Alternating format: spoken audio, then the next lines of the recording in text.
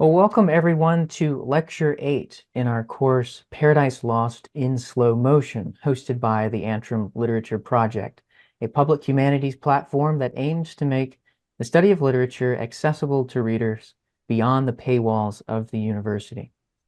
Tonight, we have the pleasure of hearing from our guest speaker, Dr. Jeremy Larson. Jeremy Larson earned his PhD in English from Baylor University and is an assistant professor at Regent University, specializing in 17th century literature. He has published book reviews for Christianity and Literature, Modern Reformation, and Myth Lore, and he has contributed chapters to books on Paradise Lost and young adult fiction. So with much thanks for being here, Dr. Larson, I turn the lecture over to you. Okay, thanks, Adam. Well, good evening, everyone. Today we'll be camping out in Book 8 of Paradise Lost, and I thought it might be good to start just by reading Milton's own introduction to the book. Maybe some of you guys do that. I find it to be very helpful to read before reading the each book. And so the argument is kind of a snapshot both of Book 8 and my presentation. Um, we're really going to cover all of Book 8 and break it into some sections. So here is Milton's argument.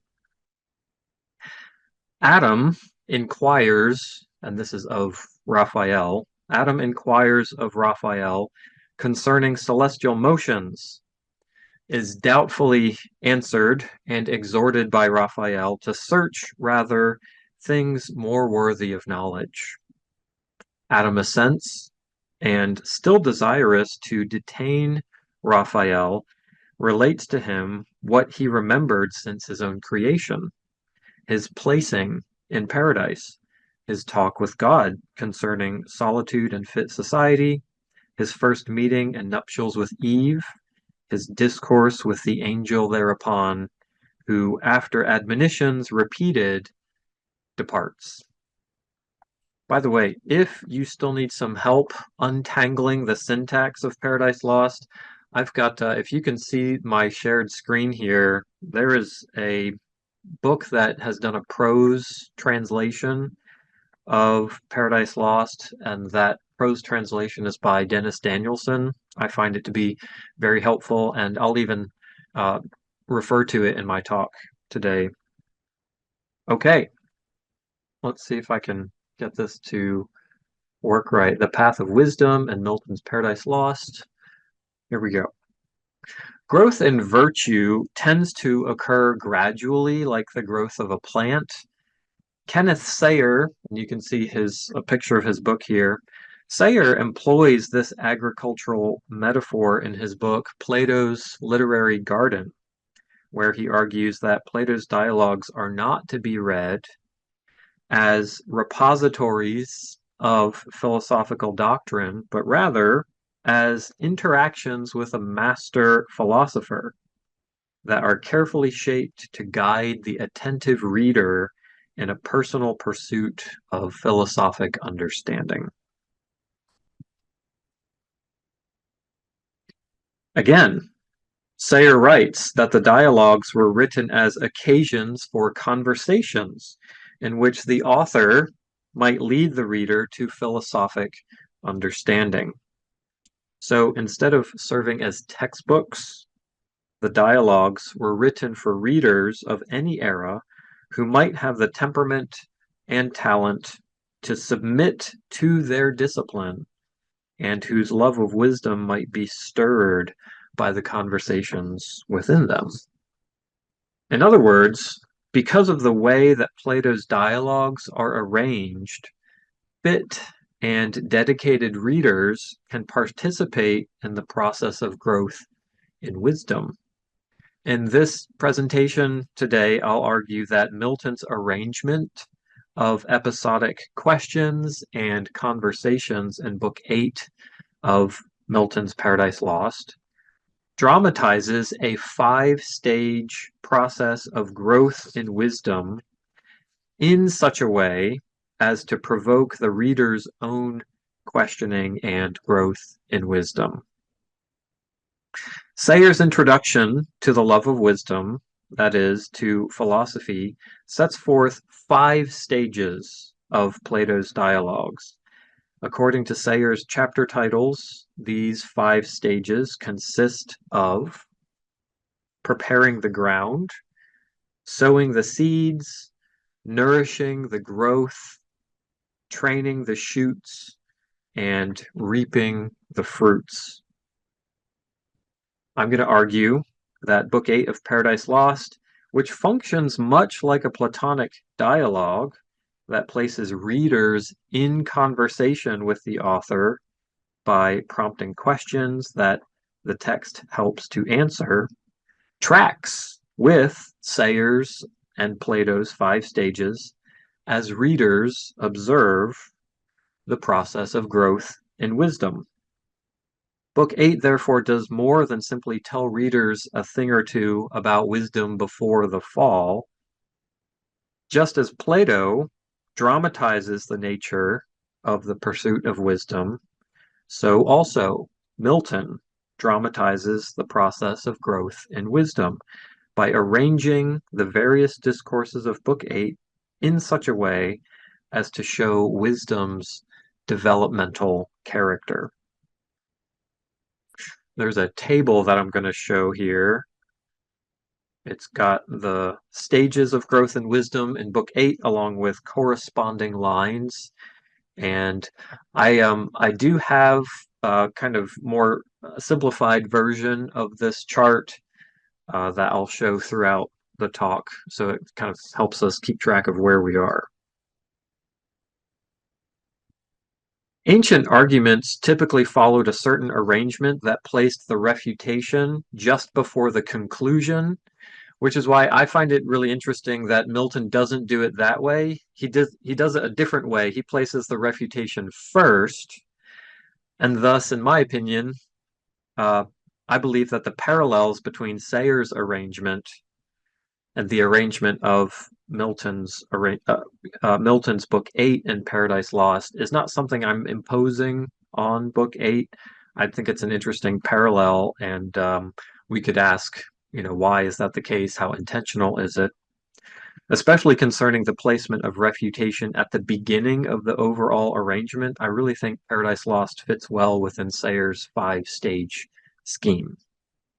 Before exploring these 5 stages as they appear in Book 8, I want to provide a justification for singling out the virtue of wisdom as the main virtue in view in Book 8. The focus on wisdom in Book 8, I think, is justified because of the way Books 7 and 8 frame their discourses. Maybe you guys discussed this last week, I don't know, but these 2 books, Books 7 and 8, originally were a 1-book unit, and wisdom appears at the beginning of Book 7. It appears at the beginning of Book 8, and it's kind of functions as a middle support beam for the whole frame of wisdom, and it also appears at the end of Book 8. So Milton positions the discussion of wisdom at the beginning, middle, and end of this originally 1-book unit. Wisdom also plays an important role in shaping Book 8 by framing Adam's inset narrative. On either side of this inset narrative in Book 8, discussions of wisdom occur. Toward the beginning of the book, we see Adam's acknowledgement to Raphael that wisdom restrains his roving mind. And toward the end of Book 8, we see a related conversation in which Adam and Raphael discuss the importance of retaining wisdom. In broad strokes, therefore, Book 8 consists of an initial dialogue between Adam and Raphael, followed by Adam's inset narrative, followed by a concluding dialogue between Adam and Raphael, all focusing on wisdom. Early in Book 8, Raphael gives Adam a lesson in interpretation, telling Adam to let the heavens speak the Maker's high magnificence, who built so spacious and his line stretched out so far that man may know that he dwells not in his own. In some important sense, then, wisdom involves a kind of reading the world accurately. But wisdom as reading cannot refer to mere intellectual observations divorced from action. Readings that result in passivity do not constitute true wisdom. Certainly, wisdom is connected to knowing causes, and Aristotle talks about all of that.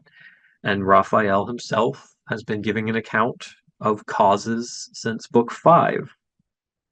More specifically, however, wisdom concerns knowledge of the highest causes. For example, those equipping people with the ability to govern nations. While Adam and Eve are not in Plato's Callipolis, over which the philosopher kings are educated to rule, nevertheless, they have been given a command to exercise dominion over the works of God's creation as vice-regents or stewards in the place of God. Milton's epic includes encouragements to read rightly and thereby grow in wisdom. Raphael unambiguously allegorizes the cosmos by welcoming Adam's questions and observations, telling him that heaven is as the book of God. As with growth in wisdom, the right reading of God's book of nature requires a virtuous disposition. What follows then is an analysis of Milton's arrangement of discourses in Book VIII of Paradise Lost in relation to the kind of wisdom that develops through stages into an active and virtuous, that is, obedient leadership. So, stage one, refutation. In Sayre's garden metaphor, Plato's dialogues open with the need to prepare the ground prior to sowing the seed or tending the plant. This preparation takes the form of clearing the tangled growth of false opinion by means of questions and answers, a tradition of elenchus, or refutation or cross-examination. Refutation is more than simply negating what someone says. Socratic refutation is a questioning that reveals the mistaken assumptions that give rise to certain questions. Such refutation is educative in nature, intended not to exploit, but to improve the subject. Unlike sophist rhetoric, Socratic refutation is for the good of others. Sayre appropriately uses the word eradicate to describe the weeding out of false opinion that occurs in this process, a kind of catharsis, to change the metaphor, that cleanses the mind and makes it ready for further instruction. Thus, at a narrative level, the people participating in the dialogue initiate a process of asking and answering questions, a conversational process in which the active reader is implicitly invited to participate. In Book VIII of Paradise Lost, this ground clearing stage occurs from lines 1 through 178 as Adam and Raphael discuss astronomy, and as Adam grows in the knowledge of the cosmos. In asking about the size of the stars in proportion to the Earth, Adam reveals a mistaken assumption that the greater should not serve the lesser, an assumption that Raphael refutes. Already, by this reasoning, I guess, Adam, who art to lead thy offspring, and supposest that bodies bright and greater should not serve the less not bright. On the one hand, from a timing perspective, the arrangement of this discussion in Book VIII is appropriate because Raphael's instruction in Book V begins at noon and concludes at sunset of the same day. So by this point, at the beginning of Book 8, the time of day is probably late afternoon or early evening when the stars are beginning to appear. On the other hand, this digression on astronomy is puzzling. Maybe some of you were wondering as you got into Book 8, why is this here? And it's puzzling not necessarily because of the subject matter, but because of its placement in the epic. My rhetorical approach here is concerned with discovering the purpose of this digression on astronomy occurring between an interesting place. You've got a parallel to Genesis 1 in Book 7, and you have a parallel to Genesis 2 in the rest of Book 8, but at the beginning of Book 8, you have this digression on astronomy. One of the first parallels to notice between Book 8 and a Platonic dialogue is the substantial presence of questions and answers. Most of the books of Paradise Lost include a number of questions, but the questions in Book 8 appear a little more striking, in part because Book 7 by far contains the fewest questions of all the other books.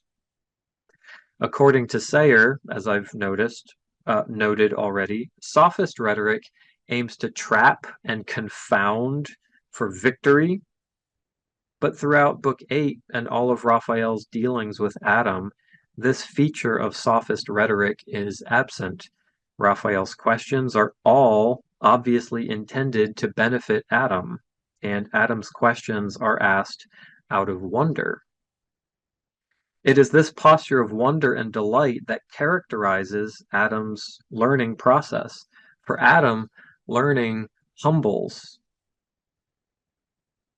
Adam forms his questions as an inquiry concerning the causes of things, reflecting Aristotle's observation that wisdom is the ability to discern causes.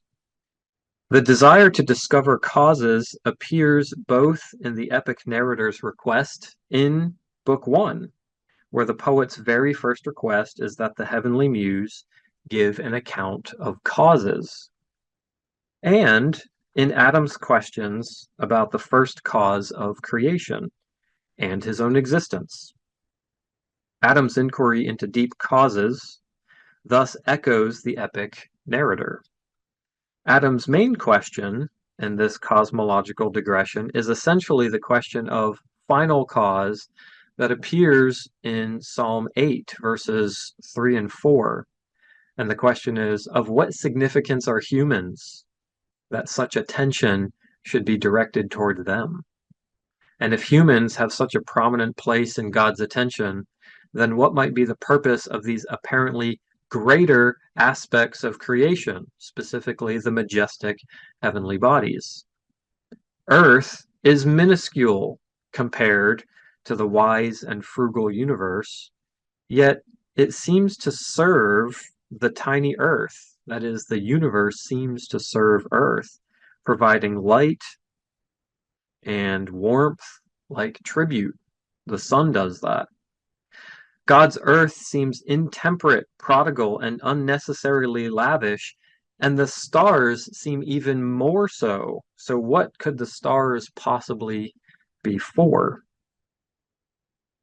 Before continuing our investigation of Adam's growth in wisdom in Book 8, we would do well to consider Eve's role here, especially because Milton himself inserts Eve into the plot at the exact moment that Adam asks this cosmological question, only to have her separate herself from the company of Adam and Raphael.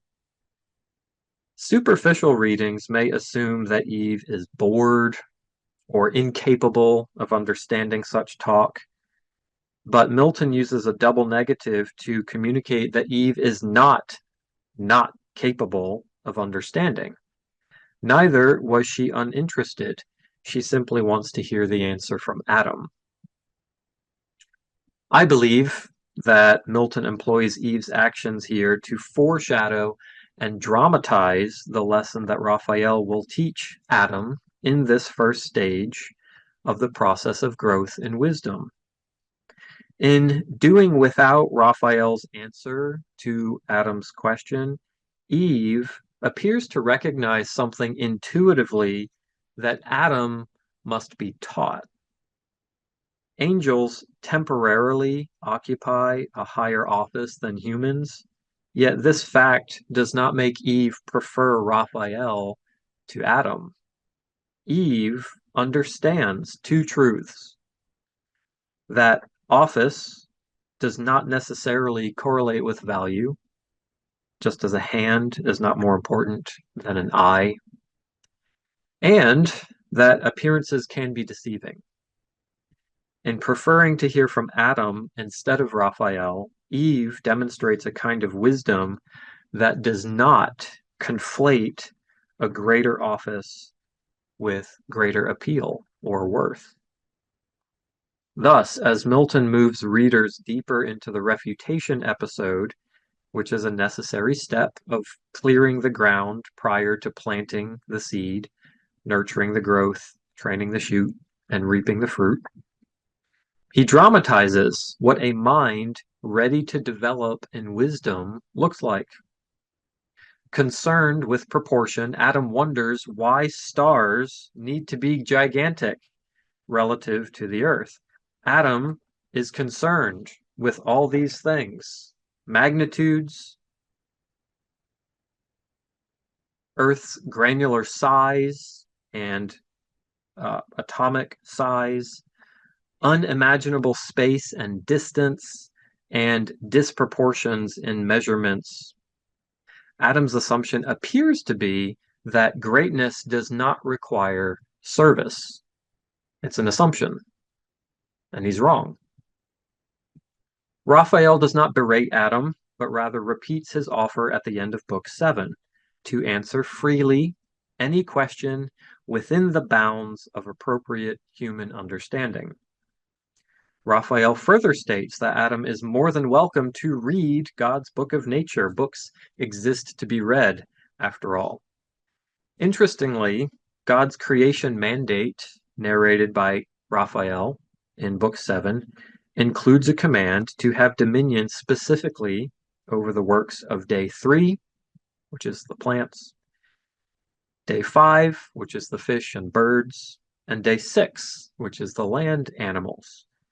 But nothing is said about dominion over the works of day 4, the sun, the moon, and the stars.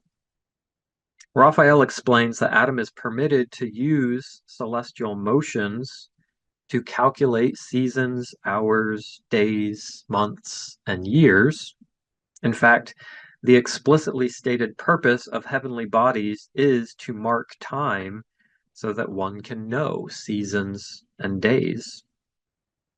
Numbering days itself has a purpose: to develop hearts of wisdom. Milton could have gotten something like that from Psalm 90, verse 12. Therefore, one of the ultimate purposes of reading God's book of nature is to grow in wisdom. As Raphael says later in this first stage, service to God is paired with the fear of God, which is the beginning of knowledge and wisdom. Knowledge of the cosmos thus has a direct connection to the knowledge of God. But despite his encouragement, Raphael nevertheless challenges Adam's latent assumption that bigger and brighter are better. According to Diane Macaulay, what Raphael says about heavenly bodies should free Adam and us from the supposition that the greater should not serve the less. But I'm going deeper than Macaulay by connecting Raphael's refutation to Eve's departure.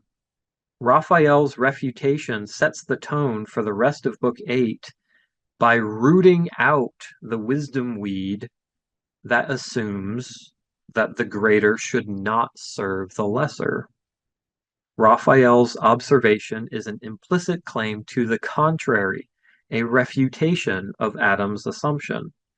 Raphael supports his claim by explaining that greater or brighter things do not necessarily imply superiority. That is, size and luminescence do not necessarily determine primacy.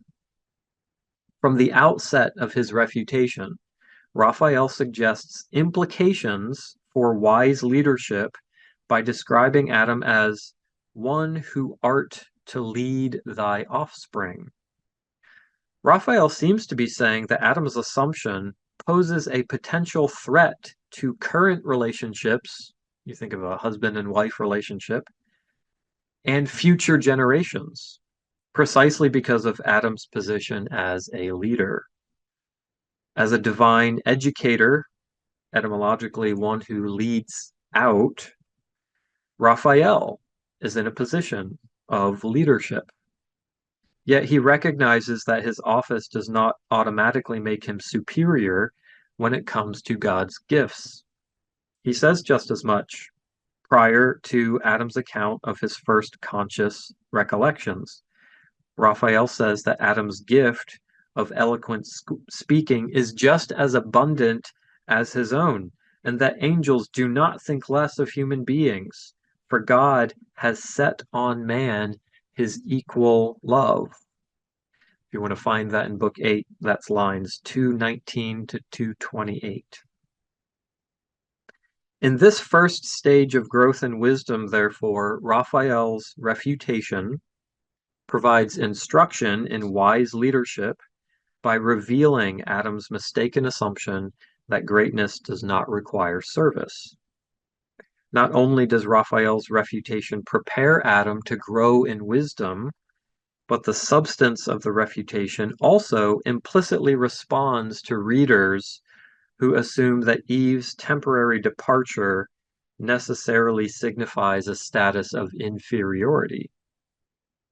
Raphael's refutation functions as an indictment of readers who make the same category mistake regarding Eve that Adam does regarding heavenly bodies. Furthermore, by clearing the ground, that is, by removing the false assumption, Raphael enables Adam to recall what true wisdom looks like. And that brings us to the second stage here. Recollection. Raphael's refutation clears the way for Adam's recollection, which occurs in this second stage, covering lines 179 through 248. In Platonic epistemology, recollection is synonymous with learning. Recollection, or remembering, is the way that someone learns an idea, since all knowledge is innate in Plato's infinitely reincarnational cosmos. A related term is recognition, as someone re-knows something or recalls it to mind. As Sayer puts it, to bring it back to explicit cognition under the right set of enabling circumstances. In this section, I want to show that both recognition and recollection occur in Book 8, which constitute the planting of a seed, that is, the beginning of growth in wisdom after the clearing of the ground. The specific lines of Adam's recollection occur in a passage following Raphael's reminder not to dream of other worlds. That's line 175.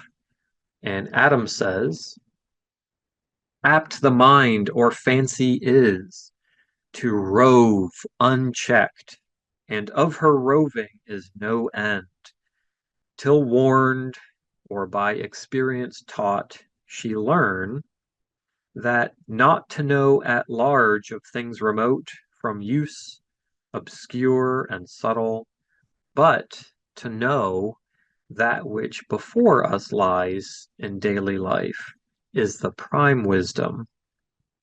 What is more is fume." According to Sayer, sowing the seeds of discourse consists of the implantation of words infused with knowledge. What this means practically is that for the virtue of wisdom ever to grow, there must first be a recognition or recollection of what wisdom is, perhaps in a flash of insight, Sayer says, plus an initial step toward the development of that virtue through practice. More specifically, a person demonstrates wisdom through the dialectical process of providing one's own narrative examples, which Adam does. The connection between a seed and recollection is that first, one cannot produce a seed out of thin air. A seed must come from a source. Likewise, wisdom cannot develop without an initial demonstration that the seed of wisdom is present. Second, if someone wants to cultivate a garden, rather than letting seeds grow where they fall and thus produce overgrowth and wildness, one must gather back or recollect scattered seeds and plant them where one intends to plant them. Recollection is comparable to sowing a seed because now that bad opinions have been cleared away, a seed of good discourse, that is, practice in storytelling, which requires recollection, can be sown, preparing for the dialectical process. Thus, if Milton is a gardener, we must expect him to plant a seed of discourse by showing Adam to take initiative in recollection and narrative examples, the seeds of wisdom through dialectic. A man is not wise if he keeps his wisdom to himself. Therefore, only if Adam takes appropriate steps to cultivate conversation can he truly be said to achieve a relational and practical wisdom. Adam shows signs of such recollection when he recognizes and repeats Raphael's previous admonition regarding the limitations of wisdom, and maybe you remember this from Book 7. In Book 7, Raphael had compared the intemperate pursuit of wisdom to the intemperate pursuit of pleasure in eating. Intemperate knowing leads to folly, just like intemperate eating leads to gas. Raphael does repeat his admonition in Book 8, but Adam internalizes this wisdom as he first recollects Raphael's instruction, then provides a very similar metaphorical example. And here's the example. The rational appetite is prone to wander without limit and is like appetitive desires in that for both, uncontrolled indulgence paradoxically results in emptiness.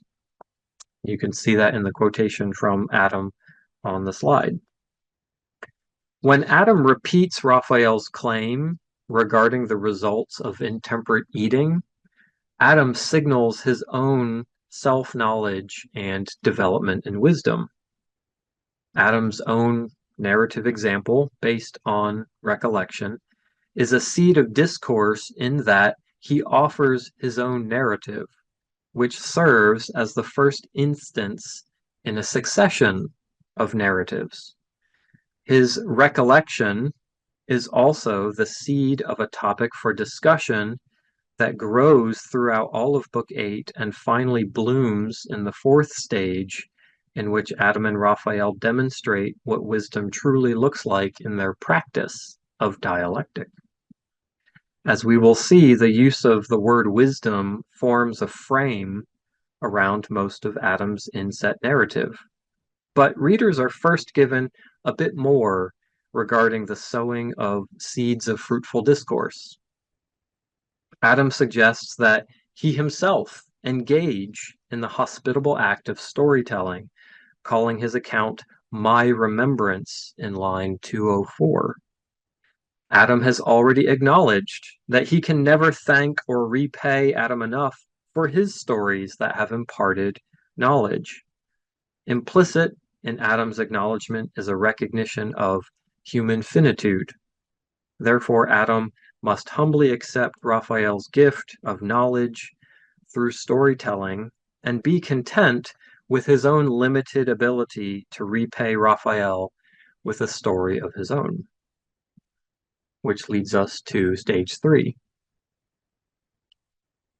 Stage 3 is unfolding desire, and you can see some Greek terms connected to there. I'm mostly skipping those, but if you're interested, there they are. Once the ground has been cleared and the seed has been planted, the next task for the development of wisdom is to nourish the growth of the desire for wisdom. This is not a passive watching and waiting, but rather an active engagement with the process of development.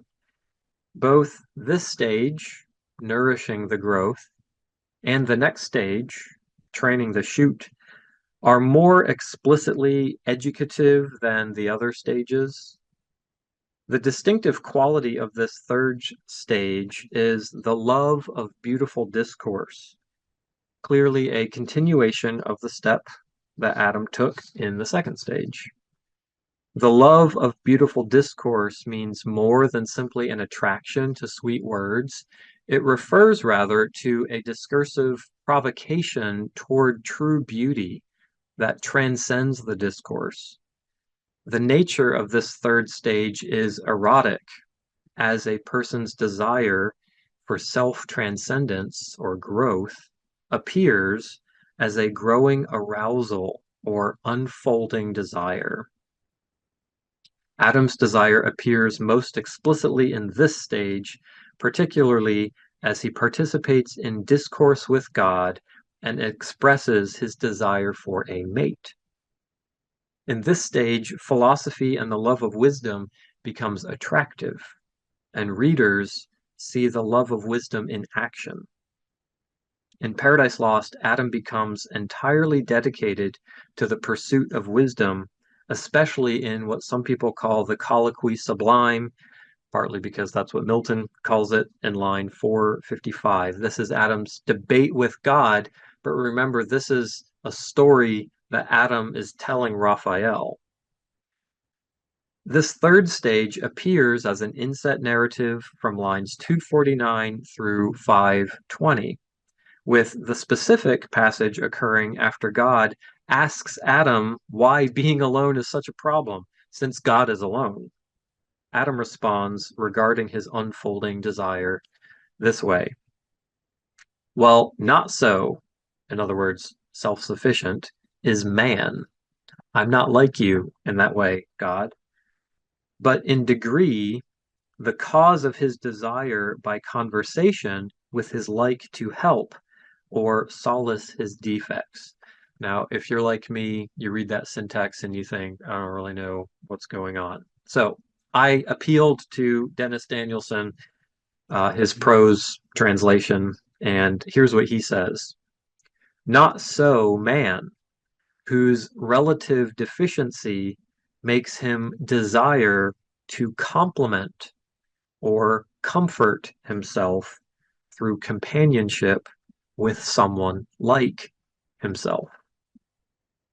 Raphael's nourishing the growth appears in his indulgence of Adam's story. And generally speaking, Adam's growth in wisdom is manifested by his growth in his knowledge of himself. Oh, that's Danielson. Knowledge of himself, knowledge of animals, knowledge of another human being, that is Eve, and knowledge of God. Adam demonstrates his growth in wisdom as he moves through all these areas of knowledge throughout the inset narrative. All of these areas intertwine toward the end of the inset narrative as Adam demonstrates his love of wisdom. As we have seen in the first stage, knowledge of the cosmos leads Adam to a certain degree of knowledge of himself. Adam is still growing, however, in his ability to express his self-knowledge in conversation. For example, he begins his narrative with a comment that may have elicited a "no kidding" from you. He says, "For man to tell how human life began is hard." You think? Adam wakes to find the sun drying his sweat, and Adam turns his eyes toward the sky. Adam's first words, addressed to the sun, take the form of a question regarding his source. Adam immediately assumes that he is not self-created and seeks the cause that brought him into being. Adam has already mentioned the attractive virtue or the power of the sun, the excellence of the sun. And here we see the sun's attractive influence on Adam, but not in such a way as to distort his understanding of his nature. Adam's immediate apprehension of his own nature, that he is created, leads to his apprehension of the natures of animals, which then leads to his appropriate naming of them. Adam's self-knowledge thus leads to his knowledge of other creatures. Naming is an activity arising out of recognition. God reminds Adam of his position of leadership among the other creatures, and God brings the animals before Adam, both so that Adam can name them and so that they can submit before Adam. The animals obey. Adam tells Raphael, he says, I named them as they passed, and I understood their nature. With such knowledge, God endued my sudden apprehension. Earlier, Raphael had told Adam regarding the animals, thou their natures knowest, and gavest them names, needless to thee repeated. Raphael's telling Adam, hey, remember when you named the animals? I don't need to remind you. Yeah, you named them. Not only does Adam name the animals, but he also communicates his naming experience to Raphael, thus demonstrating his love for philosophical discourse. In an act of comparison, which requires the recognition of similitudes, Adam transitions from his knowledge of animals to his knowledge of God and his knowledge of another human being, that is, Eve, whom God calls Adam's other self. Immediately after naming the animals which have proceeded before him in pairs, Adam recognizes that he differs from them in that he does not have a mate. But he retains the language of naming, describing God as one to whom Adam's naming ability cannot fully extend. That's in lines 357 to 359. Adam demonstrates a love for debate with God just as he loves conversation with Raphael. Conversation is good in itself and signifies the love of wisdom. But Adam clearly has a deeper purpose for this debate than simply practice.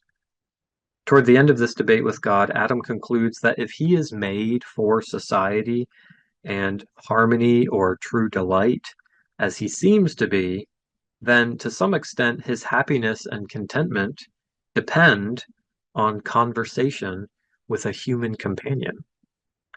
After Eve's creation, Adam's attraction to Eve manifests itself in what Adam does to language. Not only does Adam name Eve according to her nature, demonstrating his knowledge of another human being, but he also elevates language in his description of Eve. Adam's words here come from Genesis 2, verses 23 through 24, the first human words appearing in Scripture, and words that also happen to be poetry in Hebrew. Adam adds beauty to language, making it attractive. Indeed, Adam's words regarding Eve in this passage are some of the most beautiful in all the epic. This is Adam speaking to Raphael about Eve. Grace was in all her steps, heaven in her eye, in every gesture, dignity and love. Adam's inset narrative essentially climaxes with his use of beautiful discourse. Adam's pursuit of Eve via debate with God, all articulated for the first time in Adam's narrative to Raphael, reveals Adam's unfolding desire to use beautiful discourse as he grows in wisdom. Despite the fact that Adam's naming ability cannot fully extend to God, Adam nevertheless grows in his knowledge of God, specifically God's personal quality, his desire to be known, and his desire to give good gifts. Adam is learning about God through this process. As Adam's desire to use beautiful discourse unfolds, his growth in his knowledge of God coincides with the other areas of knowledge growth. Adam's debate with God leads God to praise Adam for his knowledge of animals, which reveals Adam's self-knowledge. Adam's inset narrative begins with self-knowledge and loops back to self-knowledge by the end of the inset narrative, the purpose of which, in part, is to highlight Adam's use of beautiful discourse as he grows in the desire for wisdom. Stage 4, training in dialectic. Adam has now moved through a refutation that has cleared his mind of false opinion, an opportunity to recollect what he should know about the nature of wisdom, and a growing stage in which he demonstrates his desire for wisdom by engaging in beautiful discourse.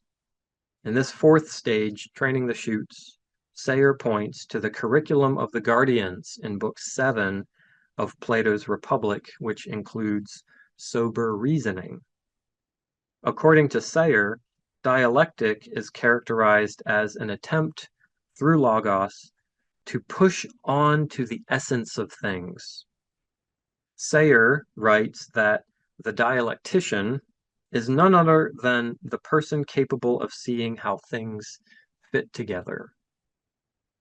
The journey that Adam has undergone in the previous three stages, including his debate with God, has prepared him for this fourth stage, which covers lines 521 through 611.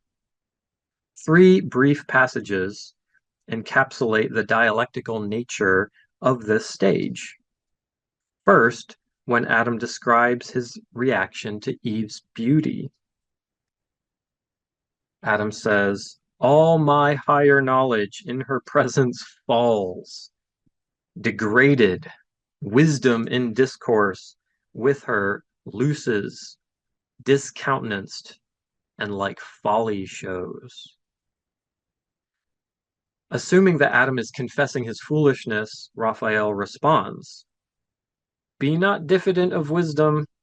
She deserts thee not, if thou dismiss her not, when thou most needst her nigh, by attributing overmuch to things less excellent, as thou thyself perceivest." But Adam defends himself and explains to Raphael that I to thee disclose what inward thence I feel, not therefore foiled, who meet with various objects from the sense variously representing, yet still free approve the best and follow what I approve. In this fourth stage, Adam engages more fully in the practice of dialectic, which, according to Plato's curriculum for the philosopher kings, is required just prior to training in political leadership. Milton shows readers that the nature of wisdom necessarily includes fruitful conversation as a prerequisite for political leadership.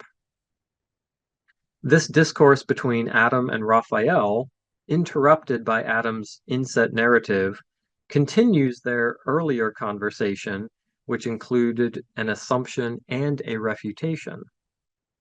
Sayre notes that the fourth stage is similar to the first stage in that dialectic includes a refutation, but dialectic includes a more explicit guidance of the student in the direction of eventual knowledge. That's what Sayre says. In Paradise Lost, this fourth stage includes what I believe is a revelation of a pseudo-assumption and a refutation, as Adam seems to reason that his loss of wisdom is due to inescapable defects in nature. This time the roles are reversed. Raphael makes an assumption, and Adam must clear Raphael's mind of false opinion. However, as we will see, it is not Adam who trains Raphael, but rather Raphael's divinely intended misunderstanding that trains Adam as he grows in his ability to articulate his knowledge. Adam concludes his inset narrative with the account of his leading the blushing Eve to their nuptial bower, as heavenly bodies express delight along with the new couple. This detail of Eve's appearance, blushing like the morn, leads to Adam's confession that he is overtaken by her beauty and that wisdom deserts him when he is with her. And here we are returning to the frame of wisdom as we now see that in Eve's presence, allegedly, Adam's wisdom looks more like folly. And according to Adam, the reason must be either that nature has failed to make Adam strong enough to resist the effects of Eve's beauty, or that nature took too much from Adam in creating Eve. Raphael, with contracted brow, fails to perceive Adam's hyperbole and refutes Adam, encouraging him to hold on to wisdom and not to attribute overmuch to things less excellent. Raphael continues, explaining that outward appearance should not subject Adam's wisdom. Adam's ability to act wisely has implications for leadership, Raphael claims, because Eve will notice when Adam appears foolish, that is, least wise. That's line 678.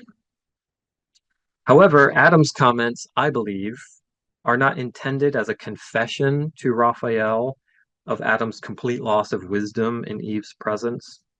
Adam demonstrates his wisdom by not immaturely imitating Raphael's refutation and blindly refuting Raphael. Adam's comments concerning wisdom are not an actual confession of his foolishness, but are instead a reflection of his inability to express fully his gratitude for God's gift. Failing to express his thanks positively, Adam resorts to hyperbole, or rhetorical exaggeration. Adam explicitly denies that his mind is actually subjected by Eve's appearance. These subject not, Adam says in line 607. Adam explains very clearly that he has been describing to Raphael what inward thence I feel, not therefore foiled. Raphael had encouraged Adam to be attracted to Eve's reason, because true love has its seat in reason. And Adam claims that he is attracted to her reason. In fact, this is exactly what Adam requested from God from the beginning: fellowship fit to share in all rational delight. Adam's reasoning capacity remains intact, freely approving the best and following what I approve, is what he says. Therefore, readers have no reason to assume that Adam is being literal when he speaks of wisdom's departure. This is the hyperbole of someone whose love is difficult to express. As I noted at the beginning of the talk tonight, the final cause for wisdom is the ability to lead well, including the leading of a nation. Raphael urges Adam to pursue self-knowledge, echoing God's acknowledgement from the third stage. This self-knowledge at both an individual and a national level constitute an important aspect of wisdom and results in a more persuasive kind of political leadership. As Adam has developed as a wise leader through the process of dialectic in this fourth stage, his development provides an opportunity for readers to participate in the conversations and grow in wisdom as well. Which brings us to the fifth and final stage, which is much shorter than all of the other stages. So the fruit of well-being, stage 5, covering lines 612 through 653 of Paradise Lost, book 8. The shortest of these 5 stages is this final one, which Sayre describes as reaping the fruits. I take one of Raphael's final statements to be a summary of what the fruit of well-being looks like. Be strong, live happy, and love. Sayre explains this final stage, which is achieved through dialectic, as a state of philosophic understanding, a kind of immortality that grants its possessor well-being. According to Plato's Socrates, the process of dialectic enables one to grasp the good itself with understanding itself. The wisdom seeker who reaches this final stage has pressed the limits of human capacity. Ultimately, this state of eudaimonia is the final fruit of the philosopher's quest, and presumably is closely related to the vision of the good in the Republic. The brevity of this final stage, as it appears in Milton's poem, is fitting because the good is available only at the very limits of the intelligible realm. Because reaping the fruit is an enjoyable process, human beings do not enjoy the form of the good in a purely intellectual way. Of course, the form of the good is ultimately indescribable, and great difficulty exists in communicating the enjoyment of the good in even analogical terms. But Plato maintains that it is possible to gesture toward the form of the good, and Milton uses marriage as the form of the good concerning human relationships, just as the sun is the form of the good concerning sight in Plato's Republic. Philip Donnelly writes, the dialectic of Book 8 thus culminates in the revelation that Edenic marriage provides an understanding by analogy of how the form of the good is communicative and oriented toward a particular other. The human enjoyment of the form of the good, that is, fulfillment in marriage, naturally results in the creation of new life, that is, a continuation of the human process of growing toward the good. Enjoyment of the form of the good looks different for angels, which is why at the end of Book 8, whereas Adam returns to his nuptial bower, Raphael returns to heaven. Each one returns to the highest available enjoyment of the good. Raphael blesses such enjoyment and happiness when he directs Adam to be strong, live happy, and love. As Raphael brings his instruction and wisdom to a close, he connects happiness to love by describing love as an obedience to divine commands. He says, to love God is to obey him. The pursuit of wisdom results in knowing the true and the good and finding them to be beautiful. And Adam shows that he adores God's sovereign goodness. Milton thus reveals to readers that Adam is sufficiently wise to recognize and choose the good. As one with sufficient wisdom, Adam has demonstrated himself to be a lover of wisdom, that is, a philosopher. Only wisdom lovers or philosophers have knowledge, according to Book 6 of Plato's Republic, and this knowledge results in actions that uniquely qualify them for leadership. And because Adam is already enjoying the form of the good, that is, human marriage, he is on the path to creating and leading future generations in this growth process toward the obedient enjoyment of the good. In conclusion, Milton provides an opportunity for readers to enter into conversation with the author by prompting questions that induce philosophical inquiry. As we have seen, wise reading necessarily includes active reading.